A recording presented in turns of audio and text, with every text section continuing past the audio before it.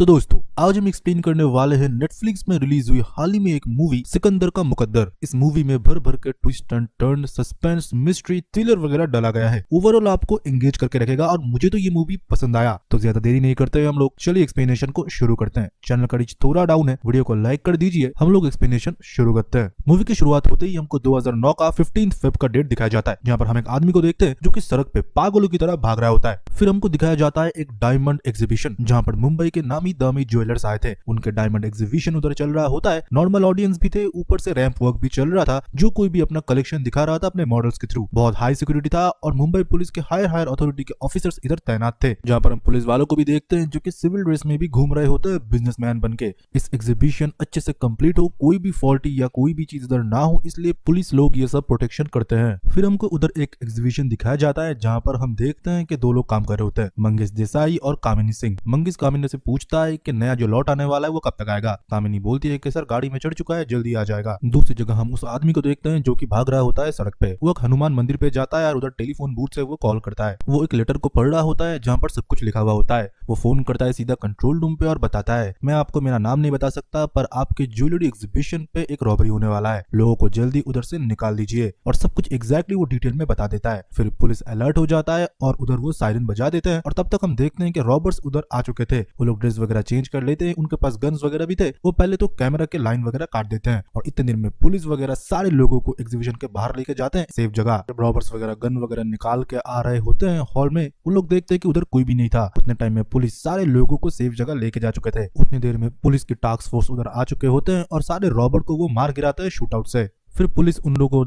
फिर police Roberts को take down करने के बाद एम्बुलेंस के थ्रू उधर से लेके चले जाते हैं और जगह को पूरा क्लियर कर देते हैं। फिर लोगों को अंदर बुलाया जाता है अपने अपने एग्जीबिशन पे सब कुछ ठीक ठाक है ये देखने के लिए। तब हम देखते हैं कि जब वो लोग अपने एग्जीबिशन पे आते हैं, उनमें से कामिनी सिंह और मंगेश देसाई के जो एग्जीबिशन था उधर में से हीरे मिसिंग थे। 5 रेयर डायमंड जो कि अप्रोक्सीमेटली 100-200 करोड़ के होंगे वो मिसिंग थे। कांच तोड़ के किसी ने उधर से निकाले हैं। वो लोग शॉक हो जाते हैं और सारा जगह अफरा तफरी मच जाता है और बातचीत शुरू हो जाता है कि ये किसने लिया है। कामिनी इंस्पेक्टर को बोलते हैं कि आप लोग जब हम सबको लेके जा रहे थे रूम पे, तब हमने लास्ट बार देखा था हीरो को कुछ भी नहीं हुआ, हीरे ठीक थे। पुलिस तब बोलते हैं कि अब सबको इधर रुकना पड़ेगा, आप लोगों की चेकिंग होगी और डिटेक्शन वाले जब तक नहीं आते तब तक ये केस सॉल्व नहीं होगा। फिर हम देखते हैं डिटेक्शन ऑफिसर जसविंदर सिंह को, जो कि गोल्ड मेडलिस्ट है। उसको प्रेसिडेंट अवार्ड भी 4 बार मिल चुका है। वो अपने काम में एकदम परफेक्ट है, इसीलिए इस काम के लिए जसविंदर को चुना गया है। मंगेश और कामिनी जिस काउंटर पे बैठे थे वो किसी मिनिस्टर का काउंटर था। मतलब इस डायमंड कंपनी में मिनिस्टर जी ने भी अच्छे खासे इन्वेस्ट करके रखे थे। वो रिक्वेस्ट के मिनिस्टर जी से, मिनिस्टर जी ने डिपार्टमेंट का बेस्ट ऑफिसर को अलॉट कर दिया इस केस को सॉल्व करने के लिए। जसविंदर सिंह आता है और एक एक करके सबकी पूछताछ करना शुरू कर देता है कि आखिरी बार जब कमरे से आप लोग बाहर गए थे ये 2 लोग तो थे, और कौन इनके इर्द गिर्द था या लास्ट में निकला था। सारे लोग एक एक करके बताने लगते हैं। उनमें से एक आदमी होता है सिकंदर, जो कि थोड़ा जल्दी में होता है। वो जल्दी में जाते टाइम एक आदमी को वो धक्का भी दे देता है। तब वो जसवंत उससे पूछता है तुम कहाँ पर थे। वो बोलता है कि मैं इनके 2 कदम दूरी में था, पर मेरे सामने भी एक आदमी था जो कि ये था। वो तुरंत बोल देता है कि मैं आपके सामने नहीं था, मैं आपके पीछे था। फिर सिकंदर और उस आदमी के बीच बहस छिड़ जाता है। जसविंदर फिर सिकंदर के ऊपर शक करता है और ये बोलता है तुम जल्दी में कहाँ जा रहे हो। सिकंदर बोलता है कि मेरी माँ बीमार है इसलिए उनको देखने के लिए जा रहा था, थोड़ा जल्दबाजी में। फिर उसके बारे में जसविंदर पूछता है तुम करते क्या हो। वो बोलता है कि मैं कंप्यूटर साइंस का एक स्टूडेंट हूँ, अभी कंप्यूटर वगैरह का ही काम करता हूँ, सीसीटीवी वगैरह का। कि इधर सीसीटीवी वगैरह चेक करने के लिए मैंने आया था और पूरा इम्प्लीमेंटेशन इधर मैं ही कराया हूँ। फिर हम देखते हैं कि ऊपर से जसविंदर के पास एक कॉल आता है कि ये केस कब तक तुम सॉल्व कराओगे, तुम गोल्ड मेडलिस्ट हो, अगर ये केस सॉल्व करा देते हो तो मंत्री जी से प्रमोशन में मिलेगा और कुछ गिफ्ट भी। समझ पा रहे हो ना। ये बंदा करप्ट ऑफिसर है, करप्ट तो नहीं बोलूंगा, ये सच तो ढूंढता है पर पैसे के लिए। जसविंदर फिर अपने हायर अथॉरिटी को बोल देता है कि 24 घंटे में ये केस सॉल्व हो जाएगा और मुझे 3 लोगों के ऊपर शक है। पहले शक के दायरे पे आता है कामिनी, फिर आता है जसविंदर, फिर आता है मंगेश। इन तीनों के ऊपर उसका शक बैठता है और तीनों को कस्टडी में लिया जाता है। यहाँ पर पूछताछ करने में ये पता चलता है जो मंगेश होता है वो 35 साल से इस कंपनी में काम कर रहा है और कामिनी बताती है कि मैं 3 महीने से इस कंपनी में काम कर रही हूँ और मेरा ट्रैक रिकॉर्ड बिल्कुल साफ है, अब पास्ट हिस्ट्री उठा के देख सकते हो। और सिकंदर तो अपने बारे में पहले ही बता चुका है कि वो कंप्यूटर साइंस का एक स्टूडेंट है और इधर वो टेक का ही काम देखा करता है। फिर इन तीनों को ही कस्टडी में ले लिया जाता है और जेल में इन दोनों को बंद कर दिया जाता है उनसे पूछताछ करने के लिए। और कामिनी को हम देखते हैं जिसके गोदी में एक छोटा बच्चा होता है, उसी के साथ उसकी छोटी बहन भी होती है। जेल के अंदर हम देखते हैं कि मंगेश और सिकंदर बात कर रहे होते हैं, जहाँ पर सिकंदर बोलता है कि मेरी कोई गलती नहीं है, मैंने कुछ भी नहीं किया, मेरी माँ घर में अकेली है, वो बीमार है। तब मंगेश बोलता है मैंने इस कंपनी को 35 साल दिया है पर सेठ ने मेरे ऊपर 1% भी भरोसा नहीं दिखाया, एक बार भी नहीं बोला कि ये नहीं कर सकता। ऐसे बिजनेसमैन के लिए हम कभी लॉयल नहीं हो सकते, तुम मरते दम तक भी वफादार रहोगे फिर भी ये लोग शक करेंगे पैसे के लिए। पर मुझे एक बात समझ में नहीं आई कि कामिनी ने झूठ क्यों बोला। वो 3 महीने से अभी इस शिफ्ट से काम कर रही है, पर इससे पहले भी 4 साल तक उसने हमारे कंपनी में काम किए हैं। तभी सिकंदर को कामिनी के ऊपर थोड़ा शक होता है। तभी हम देखते हैं कि जसवंत सिकंदर को बुलाता है। सिकंदर को बांध दिया जाता है और उसे टॉर्चर करा जाता है। जहाँ पर हम जसवंत को देखते हैं, वो जाते ही बोलता है जल्दी केस को मुझे क्लोज करना है, तू सच सच बता दे, मैं मेरा एनर्जी एफर्ट कुछ भी खर्चा नहीं करना चाहता। इतने साल के ट्रैक रिकॉर्ड में मैं प्रूफ तो ये कर दूंगा कि तूने ये हीरे चुराए हैं। अब कैसे उस हीरे को तूने चुराया है ये तेरा काम है मुझे बताना। इतने सालों के एक्सपीरियंस से मुझे पता चल चुका है कि तूने ये सब कुछ किया है, नहीं तो तू जल्दी नहीं जाता। इतने हाई टेंशन में कोई आदमी ऐसे जल्दी में नहीं निकलता, और मेरे इतने साल के सर्विस में मैं तेरे जैसे क्रिमिनल को बहुत देख चुका हूँ। सिकंदर बार बार मना करता है और ये बोलता है कि मेरी माँ बीमार थी इसलिए मैं भागा, ये कोई तुम्हारा स्टिंग नहीं है, तुम बस मेरे ऊपर टॉर्चर करना चाहते हो, ये प्रूफ करना चाहते हो कि मैंने हीरे चुराए है और खुद का प्रमोशन वगैरह लेना चाहते हो, तुम एक करप्ट पुलिस ऑफिसर हो। ये बात सुन के जसवंत को गुस्सा आता है और वो 2 चाटे मारता है। तब सिकंदर बोलता है अगर मैंने चोरी नहीं की, अगर मैं चोर नहीं हुआ तो तुम मुझसे ऐसे ही माफी मांगोगे अगर तुम मर्द हुए तो। फिर हम उधर से 15 साल बाद चलते हैं, जहाँ पर हम जसविंदर को देखते हैं जो कि दारू पी रहा होता है वॉशरूम में बैठ के। दारू पीने के बाद मुंह वगैरह थोड़ा साफ करता है और वो जाता है सर के केबिन पे, जहाँ पर उसके हायर अथॉरिटी के द्वारा उसको सस्पेंड कर दिया जाता है उसके पुअर परफॉर्मेंस के लिए। वो दारू पीता है, ड्यूटी पे अच्छे से नहीं आता, आज से वो टोटली टर्मिनेटेड है। जसविंद फिर उधर से निकलता है और ऑटो में बैठ जाता है क्योंकि उसको तो अभी सर्विस की गाड़ी नहीं मिलेगी। फिर हम देखते हैं कि वो कोर्ट में जाता है। कोर्ट में जाने के बाद हम उसकी पत्नी को देख पाते हैं। इन दोनों का डिवोर्स फाइल हो चुका है, 15 साल हो चुके हैं। ये दोनों अच्छे से दाम्पत्य जीवन नहीं निभा पा रहे हैं। जसविंद अपने बीवी को देख रहा होता है पर उसके बीवी हर एक बात को नकारता है और ये बोलता है कि इसको पूरा मेरे रहने खाने का पैसा देना पड़ेगा, अगर 3 बार इंस्टॉलमेंट मिसिंग हुआ तो इसका जयपुर का घर भी मैं ले लूंगा। इन दोनों में पूरा सेपरेशन आज हो जाता है और डिवोर्स ग्रांटेड हो जाता है। जसविंद तब खुद को बहुत ही अकेला पाता है। जसविंद फिर उधर से निकलता है और एक बार में जाता है। बार में बैठ के वो आखिर तक दारू पीता है। लास्ट में मालिक को आना पड़ता है जसविंद सर से ये पूछने के लिए कि सर आप कल जॉब में नहीं जाओगे। जसविंद मुस्कुराता है और ये बोलता है कि मुझे जॉब से निकल दिया गया है। और बार के मालिक से जसविंद ये पूछता है तुझे मैं कैसा आदमी लगता हूँ, मैं ऑनेस्ट पुलिस ऑफिसर हूँ या करप्ट, तू सच सच बोल, तुझे कोई डर नहीं है। तब वो आदमी बोलता है सर आप बोलते हो मैं बताता हूँ, आप एक किस्म के बीप आदमी हो, आप पैसे के लिए कुछ भी कर सकते हो। जसविंद ये सब कुछ सुनने के बाद उसे जाने के लिए बोलता है और वो एक फोन घुमाता है। फोन सीधा जाता है अबू धाबी। अबू धाबी जाने के बाद वो पूछता है क्या हाल है। फोन के दूसरे लाइन पे जो लड़का है वो बोलता है आपका दोस्त इंडिया आ रहा है। ये सुनने के बाद मानो जसविंद बहुत खुश होता है। वो आदमी बोलता है कि सर बाकी का पेमेंट भी अगर कर देते। जसविंद बोलता है इस बार आखिरी खाता बंद करूंगा, फिर पूरा पेमेंट तुझे कर दूंगा। उस आदमी को एक नंबर सेंड करने के लिए बोलता है। फिर जसविंद फोन कर देता है। फिर जसविंद अपने फोन पे वही नंबर को डायल करता है और फोन करता है सीधा सिकंदर को, जिसका कि पूरा हुलिया बदल चुका है। वो अभी अबू धाबी में रहता है और एक सक्सेसफुल बिजनेसमैन बन चुका है। जसविंद के हेलो बोलने से सिकंदर पहचान जाता है कि ये कौन है। जिसने उसको इतना टॉर्चर किया है उसको कभी भी सिकंदर नहीं भूल सकता। जसविंद बोलता है कि तुमने बोला था, तुम्हें याद है, जब आप आओगे कि मैं गिल्टी नहीं हूँ, मैंने चोरी नहीं किया, आपको एक मर्द की तरह मुझसे माफी मांगना पड़ेगा। मैं माफी मांगना चाहता हूँ। सुन रहा हूँ कि तू इंडिया आने वाला है, मुझसे आके मिल, मैं तेरे आंखों में आंख डाल के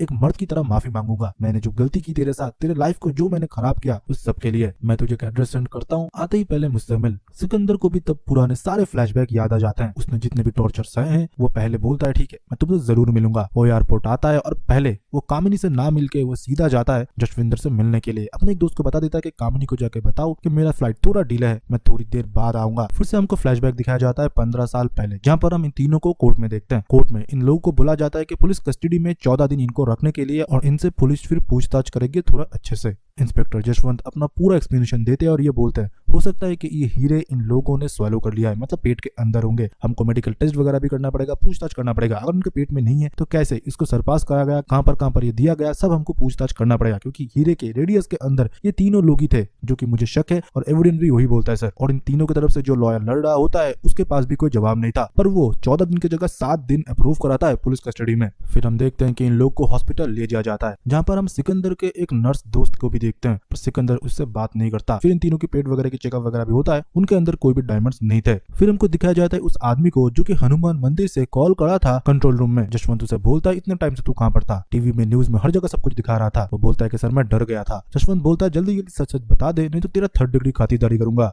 वो बोलता है सर रोज की तरह मैं मेरी बेटी को ऑटो में छोड़ रहा था स्कूल जाने के लिए, ऑटो थोड़ी दूर चली ही थी, मेरे पास एक कॉल आता है जहाँ पर ये बोला जाता है हर दिन ऑटो वाले का शक्ल चेक करने के लिए, हो सकता है तेरी बेटी आज घर ना पहुंचे। मैं बहुत घबरा चुका था, मैं ऑटो के पीछे भागता गया, तभी मैं फिर से फोन को उठाता हूँ। वो बोलता है तेरे पजामा के अंदर एक लेटर है, उसमें जो भी लिखा हुआ है एज अ डायलॉग वो पढ़ते जाना, हनुमान मंदिर के पास जाके टेलीफोन करना और तू घर चले जाना, तेरा बेटी टाइम से तेरे घर में पहुंच जाएगी। वही होता है सर, मेरी बेटी टाइम से घर में ही पहुंच जाता है और वो ऑटो वाला सेम था, मेरे साथ किसी ने प्रैंक किया था। फिर हमको दिखाया जाता है कस्टडी में इन तीनों के साथ बहुत ज्यादा टॉर्चर होता है, इन तीनों को मारा भी जाता है, टॉर्चर भी करा जाता है, पर कोई एविडेंस बाहर नहीं आता। फिर जज साहब के सामने इनको ले जाया जाता है और 7 दिन के रिमांड भी खत्म हो जाता है, जहाँ पर इनके तरफ से जो लॉयर था वो बोलते हैं कि ये कॉन्स्पिरेसी है, कोई भी कुछ कुछ भी प्रूव नहीं हुआ इनको बेल दिया जाए, और उनको तब कोर्ट से बेल भी मिल जाता है क्योंकि जसवंत के पास कोई ठोस सबूत नहीं था। घर आने के बाद सिकंदर के पूरे शरीर में मार्क्स हुए थे जो कि ऑब्वियसली मार के ही थे। सिकंदर की माँ उसे समझाते हैं कि बेटा कब हम इन सारी चीजों से बाहर आएंगे। तभी हम सिकंदर के उस फीमेल नर्स दोस्त को देखते हैं जो कि उसके घर में आई थी उसको केयर करने के लिए, मरहम वगैरह लगाने के लिए। प्रिया फिर बोलती है कि तुम जल्दी ठीक हो जाओगे। तब सिकंदर बोलता है मैं बेल पे आया हूँ, केस अभी भी चल रहा है, पता नहीं है कब ये सब कुछ निपटेगा। फिर हम देखते हैं कि सिकंदर की माँ प्रिया से बोलती है कि आज तो तुम्हें देखने के लिए भी आ रहे हैं। प्रिया बोलती है हाँ माँ जी देखने के लिए आ रही, आपके बेटे ने तो कभी मेरा प्यार समझा ही नहीं, तो क्या करे, खुद भी लाइफ में सेटल होना है, माँ बाप का भी सोचना है ना।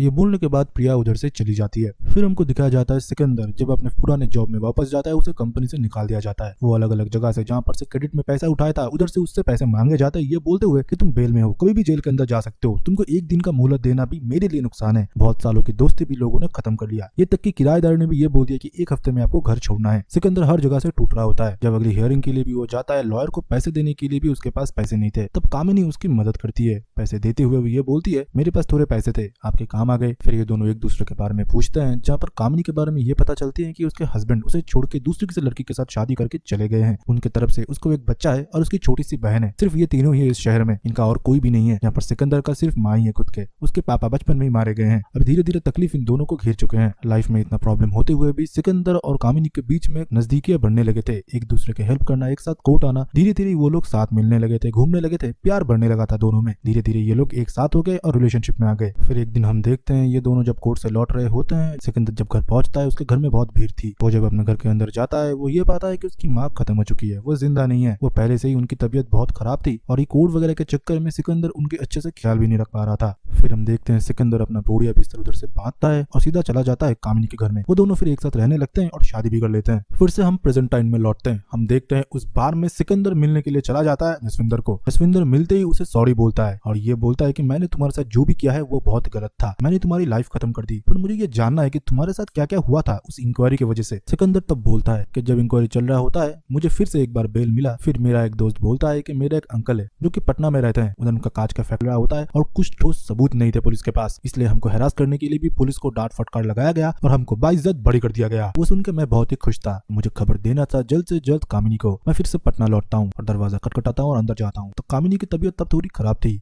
मैंने उसको खुशखबरी दिया, उसे सुनने के बाद वो बहुत तो खुश हुई, पर अचानक से वो बेहोश हो गई। मैं तुरंत उसे हॉस्पिटल ले गया, हॉस्पिटल में उसका चेकअप कर गया। डॉक्टर ने बोला कि उसके लंग्स में पानी भर चुका है, ऑपरेशन के लिए पैसे चाहिए। फिर मैं घर लौटा, बच्चे घर में अकेले थे। मैंने देखा कि बच्चे घर के बाहर बैठे हुए थे। जिस दोस्त के चाचा के पास मैं काम करने के लिए गया था उन लोगों ने हम दोनों को चोर बोल के बच्चों को घर से बाहर कर दिया, पर जिस केस से हम बाइज्जत बड़ी भी हो चुके थे। मैंने उन लोगों को समझाया पर उन लोगों ने मेरी एक भी बात नहीं सुनी। फिर मैं बच्चों के एक होटल में लेके जाता हूँ, पैसे दे के उनको उधर रुकने के लिए बोलता हूँ। मैं फिर अपने घर से कुछ पैसे लेके ऑपरेशन करवाने के लिए हॉस्पिटल की तरफ जाता हूँ। रास्ते में कुछ गुंडे कुछ मवाली मुझे पकड़ लेते हैं और मेरे कपड़े बेल्ट पर्स वगैरह के साथ वो पैसे वगैरह भी लेके चले जाते हैं। मुझे तब दुनिया का सबसे हारा इंसान दिख रहा था अपने अंदर। मैं फिर मरने की कोशिश करता हूँ और ब्रिज में चला जाता हूँ। तभी मानो एक हॉर्न बजता है और मेरा नींद टूटता है और मैं सोचता हूँ कि मैं ये क्या कर रहा हूँ। मुझे इधर से लौट के मेरी बीवी के पास जाना चाहिए और सब कुछ फिर से शुरू करना चाहिए। और हर एक मोमेंट में मैं सिर्फ आप ही को ही दोष रहा था। फिर मेरा और एक दोस्त मेरी मदद करता है और मुझे विदेश भेजता है अबू धाबी, जहाँ पर मैं एक कॉन्ट्रैक्टर के थ्रू जाता हूँ काम पे। और आज 15 साल बाद मैं इस मुकाम पे हूँ कि मेरे पास आज सब कुछ है। तो जसवंत बोलता है मेरे पास भी थोड़ा बहुत तुम्हारे लिए खबर है, मैंने सुना है उधर तुम्हारा कोई गर्लफ्रेंड वगैरह भी बन चुका है। तब वो बोलता है मुझे पता था कि तुम मेरे ऊपर नजर रख रहे हो, केस सॉल्व करने में 100% गोल्ड मेडलिस्ट, ट्रैक रिकॉर्ड है, अपने सस्पेक्ट को कोई ऐसे ही नहीं छोड़ता। हाँ, उधर मेरी एक गर्लफ्रेंड थी, वो मेरी कंपनी में ही काम करती थी, तवस्सु नाम की। एक दिन जब मैं उससे बाहर मिलने के लिए गया था, धीरे धीरे हमें नजदीकियां बढ़ने लगे थे क्योंकि वो भी मुंबई से थी। एक आदमी उसे अबू धाबी में पहचान लेती है और ये बोलती है कि तू तो पहले बार में डांस किया करती थी, मैं तो तुझे जानता हूँ बेबी। और ये सब कुछ बोलने के बाद मुझे समझ में ये आ जाता है कि तुमने ही तवस्सु को मेरे पीछे भेजा है वो हीरे के बारे में पता लगने के लिए, जो कि मैंने चुराई ही नहीं। पर तवस्सु मुझे बोलती है कि वो तुम्हें नहीं जानती, वो पहले बार में काम किया करती थी, अपने हालत सुधारने के लिए आज वो इस पोजीशन पे है और वो मुझसे सच्चा प्यार करती है। मैं फिर उसके बाद पे यकीन भी कर लेता हूँ। फिर जसवंत उससे माफी मांगता और ये बोलता है मुझे विश्वास हो गया कि तुमने चोरी नहीं की, आई एम सॉरी। सिकंदर को मानो ये सुनने के बाद बहुत अच्छा लगा था। वो बोलता है इसके बाद मुझसे और कभी नहीं मिलना और उठ के चला जाता है। तभी जसविंदर बोलता है कैदी नंबर 3, ये बोलता है कि तुमने कैसे सोच लिया कि मैंने तुम्हारा पीछा छोड़ दिया है। तुम्हारी लाइफ में जो भी प्रॉब्लम्स थे ये सारे प्रॉब्लम्स मैंने क्रिएट किए थे,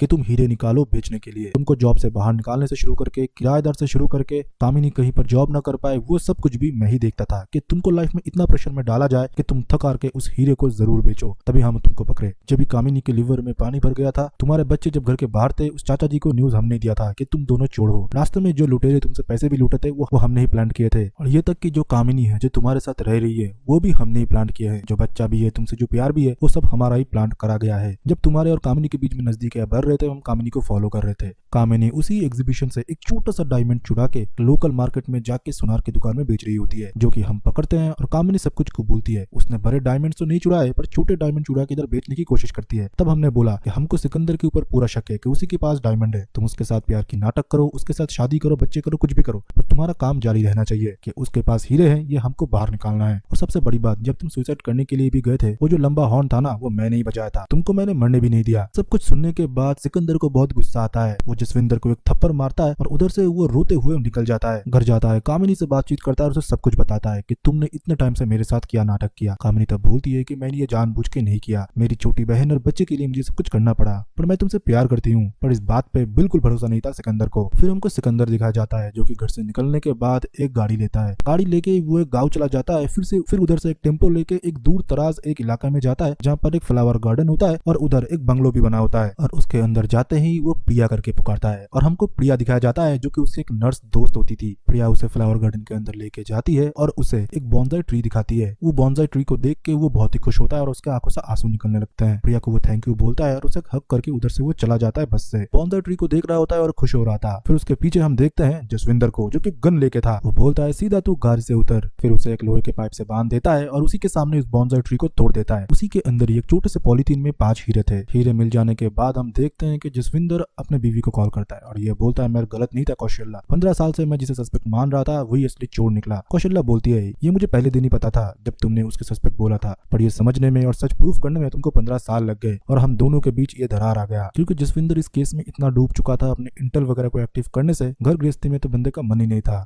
फिर जसविंदर पूरा सच्चाई जानना चाहता है और सिकंदर एक एक करके बताता है। आपको तो पता ही होगा कि मैं कंप्यूटर सीसीटीवी वगैरह ठीक क्या करता हूँ। तो उधर तुकाराम करके एक कर्मचारी था जो कि काम किया करता था। उसने बोला कि उसके एक दोस्त का कंप्यूटर खराब हो चुका है, वो अर्जेंट है, 5000 रुपए देगा। मैं सीधा जाता हूँ उसके फ्रेंड के लोकेशन पे, जिसको कंप्यूटर का कुछ भी नहीं पता। प्रिंटर में बस पेपर लॉक हो चुका था, पर मुझे 5000 रुपए चाहिए था। मैं थोड़ा नाटक वाटक करता हूँ और बोलता हूँ कि थोड़ा टाइम लगेगा। जब वो दरवाजा खोल के अपने दोस्तों से बात करने के लिए जाता है, मैं उधर गन ग्रेनेड्स वगैरह देख लेता हूँ और कंप्यूटर में जब मैं डेटा वगैरह चेक करता हूँ, मुझे उस डायमंड एग्जीबिशन का पास भी मिलता है, जो कि इन चारों का होता है, वो भी नकली होता है। तभी मैं धीरे धीरे दिमाग में प्लान बनाना शुरू कर देता हूँ और मुझे ये पता चल जाता है कि तुकाराम भी इनके साथ मिला हुआ है। उनके कंप्यूटर में सारा डिटेल्स फीड करा गया था और मुझे पता चल चुका था उनका एग्जैक्ट प्लान क्या था। वो लोग रॉबरी करने वाले थे, सारे डायमंड्स उधर से चुराने वाले थे। तो मैंने एक पर्चा लिखा जहाँ पर पूरा इन्फॉर्मेशन मुझे कंट्रोल रूम तक पहुंचाना था। मेरे घर के सामने जिस आदमी ने आप लोगों को कॉल किया था हनुमान मंदिर से, वो हमेशा अपने बेटी को छोड़ता है। मैंने उसके पजामे पे वो नोट डाल दिया था और एक फेक कॉल किया था जो कि आपके कंट्रोल रूम में पहुंचा था जब ये सब कुछ सीन हो रहा था। मैं नजर रख रहा था एग्जीबिशन पे तुकाराम के ऊपर। वो जब टॉयलेट पे जाता है और बैग वगैरह सप्लाई करता है, मुझे पता चल चुका था कि थोड़ी देर बाद ही रॉबरी होने वाला है। इससे पहले ही कंट्रोल रूम तक मुझे बात पहुंचाना था। सारे लोग उधर से बाहर चले गए। उसी मौके पे मैंने उस डायमंड को शीशे को तोड़ा और उधर से डायमंड चुरा लिया। और आप लोगों को याद होगा जब रॉबर्ट्स को एम्बुलेंस आए थे लेने के लिए, उस एम्बुलेंस के अंदर प्रिया भी होती है। प्रिया को मैंने डायमंड थमा दी।